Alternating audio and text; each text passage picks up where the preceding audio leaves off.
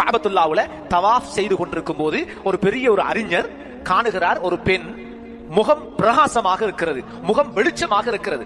யாருடைய முகம் வெளிச்சமா இருக்கும்? சந்தோஷம், பிரச்சனை இல்லாதவங்களுக்கு தான், சந்தோஷம் உள்ளவங்களோட முகம் தான் பிரகாசமாய்க்கும்.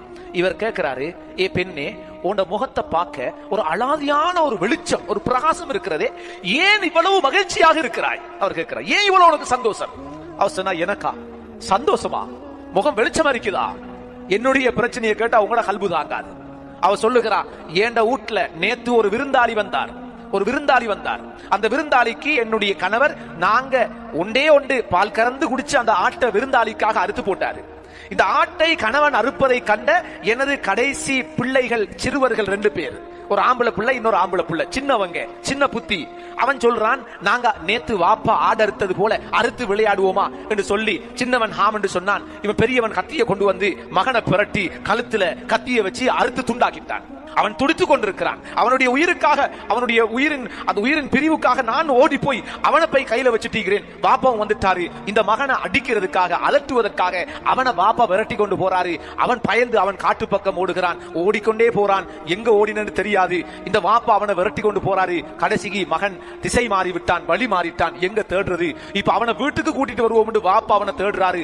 பகல் முழுக்க தேடுறாரு. அன்றைக்கு நாள் முழுக்க தேடுறாரு. பதட்டம், கவலை, பிரச்சனை, பசி, தாகம். கொஞ்ச தூரம் போறாரு. ஓநாய் கூட்டம் இந்த மகனை பிடிச்சி சாப்பிட்டு கொண்டிருக்கிறது. அந்த மகன் இல்ல. இங்க வீட்டுல முத்தத்துல ஒரு மகன் மையத்து, ஒரே நாள்ல. இந்த தகப்பன் இப்பொழுது அந்த புள்ள மௌத்தான கவலை, இந்த புள்ள மௌத்தான கவலை, தனக்கு தொடர்ந்து நடக்க முடியாது, பசி, தாகம். இதனால இவர் ஒரு இடத்துல அப்படியே உட்கார்றாரு. தொடர்ந்து நடக்க முடியாது, வீட்டுக்கு வந்து சேர முடியாது.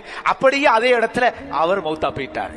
இப்ப வீட்டுக்குள்ள உம்மா சின்ன பிள்ளைய அப்படி விட்டுட்டு அவ சமைச்சு கொண்டிருந்தா, ஒரு தாச்சில எண்ணெயை ஊத்தி பொறிச்சு கொண்டிருந்தா. முத்தத்துல மகனுடைய அந்த உயிர் பிரிவுக்காக வந்து அவ அழுதுட்டு இருக்கிறா.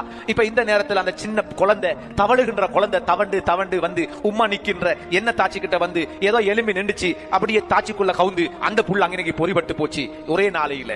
இப்ப சின்ன மகன் மௌத்து, அடுத்த மகன் மௌத்து, காட்டுக்குள் ஒரு மகன் மௌத்து, தேடி போன கணவன் மௌத்து. இந்த 4 ஜனாசா செய்தியையும் பக்கத்து வீட்டுல கல்யாணம் முடிச்சு கொடுத்திருக்கிற என்னுடைய மூத்த மகளுக்கு கேள்விப்படுகிறது. அவக்கு ஒரு சின்ன ஒரு மயக்கம் வந்தது. அந்த மயக்கத்தால பின்பக்கமாக விழுந்தால் தலையில பெரிய ஒரு கல் அடிச்சு அவ அங்கனைக்கு மௌத்தா போயிட்டான். இந்த 5 ஜனாசாக்களையும் தாண்டிதான் நான் இந்த காபத்துல்லாவை தவாப் செய்து கொண்டிருக்கிறேன். அவர் சொல்றா, இது அல்லாஹ்வுடைய சோதனைகள். இந்த சோதனைகளை தாங்குகின்ற மனம் மனிதனுக்கு இருக்க வேண்டும்.